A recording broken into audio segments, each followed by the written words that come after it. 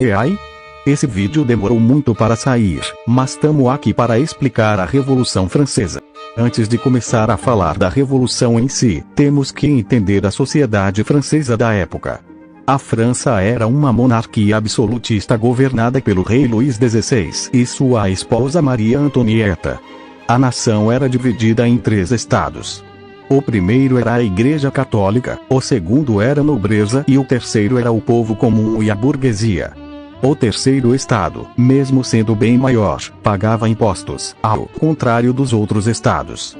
Para ajudar ainda mais a situação, os impostos estavam cada vez mais pesados por causa que a França havia perdido muitas guerras e a França estava passando por um inverno rigoroso e as ideias iluministas estavam chegando ao povo.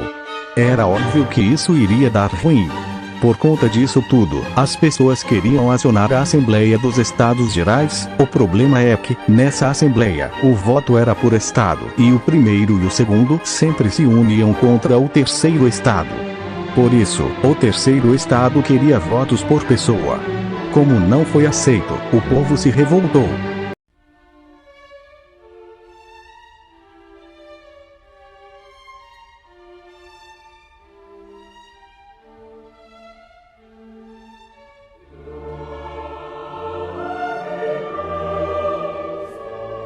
O rei criou uma guarda como meio de acalmar a situação se as coisas saíssem do controle.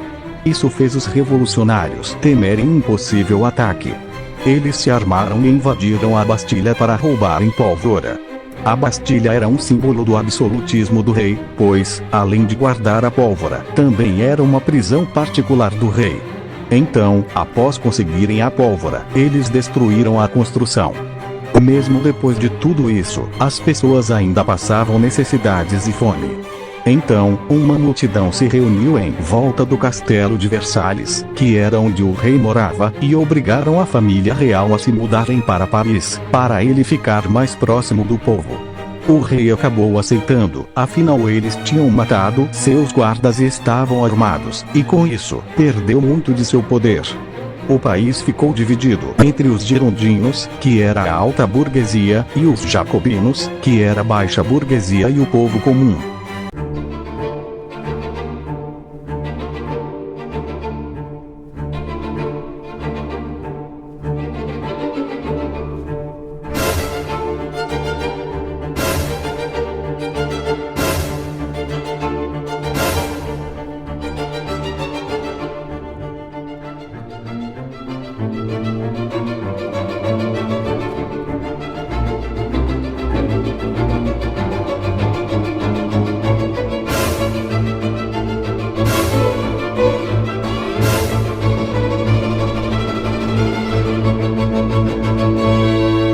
Adivinha?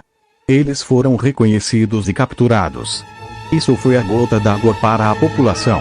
Em 1791, a França virou oficialmente uma monarquia constitucional. A Prússia e a Áustria ameaçaram intervir, mas quem declarou a guerra em si foi a França. Como a Prússia e a Áustria tinham exércitos mais organizados, eles começaram invadindo a França. Isso deixou a população paranoica e eles prenderam o rei, de novo. Mas, nesse ponto, a maior parte da população não queria mais o rei. A França conseguiu expulsar os invasores de seu território. Então, fizeram outra constituição e os jacobinos ficaram ainda mais fortes. Como os jacobinos queriam uma república e a morte do rei, então, em 21 de janeiro de 1793, o rei foi decapitado pela guilhotina. Com a morte do rei, praticamente todos os países da Europa entraram na guerra. Depois de um tempo, eles também mataram Maria Antonieta e os jacobinos conseguiram o poder total no país. Porém, o líder dos jacobinos era um cara insano que adorava a guilhotina.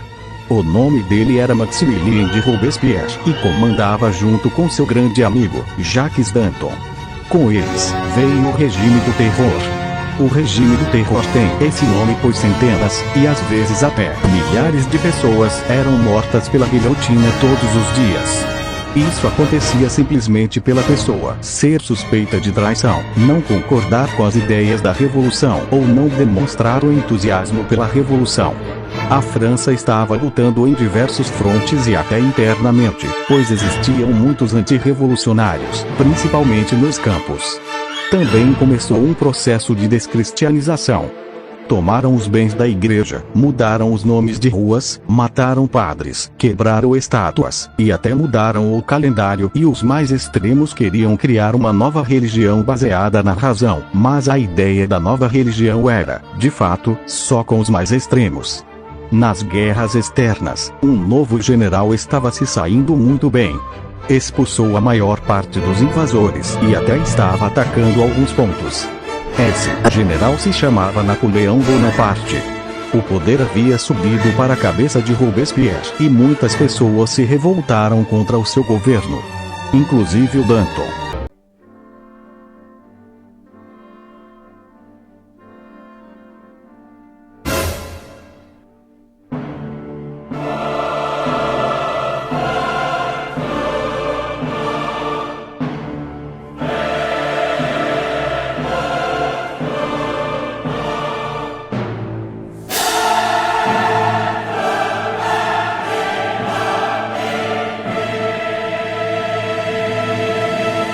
Os outros deputados ficaram com medo, pois Robespierre matou muitos deputados, incluindo Danton. Então, eles capturaram Robespierre. No dia seguinte, ele foi encontrado com um tiro na mandíbula, provavelmente uma tentativa de suicídio, mas nunca se sabe, mas, como eu disse, uma tentativa de suicídio, pois ele ainda estava vivo. Então, no dia 28 de julho de 1794, Robespierre foi morto da única forma que ele poderia ser morto: pela guilhotina. Assim, acabou o regime do terror, mas não a revolução. Com isso, o governo começou a ser girondino, o chamado Diretório, e o maior problema eram as guerras externas. Em 1797, eles invadiram a Áustria, fazendo eles assinarem um tratado de paz e dando um fim à primeira coligação. Sim, primeira, pois viriam muitas outras ainda. Com isso, Napoleão ficou muito popular, o que não agradava os girondinos. Então, eles mandaram ele para o Egito, que era o que ele queria mesmo. Mas ele acabou ficando preso lá, pois os britânicos destruíram a frota francesa e começou a segunda coligação. Em 1799, Napoleão conseguiu escapar do Egito e em 9 de novembro de 1799, ou 18 de Brumário no calendário criado na França durante a Revolução, Napoleão dá um golpe de Estado no Diretório e assume o poder da França. Com isso, a Revolução Francesa acaba e começa a tão conhecida e temida Era Napoleônica. Mas, para quem pensa que os problemas da França acabaram, está muito enganado. Inclusive, lembrem que a segunda coligação começou agora. Mas enfim, esse foi o vídeo. Espero que tenha gostado. Por favor, divulguem e compartilhem esse vídeo que ajuda muito.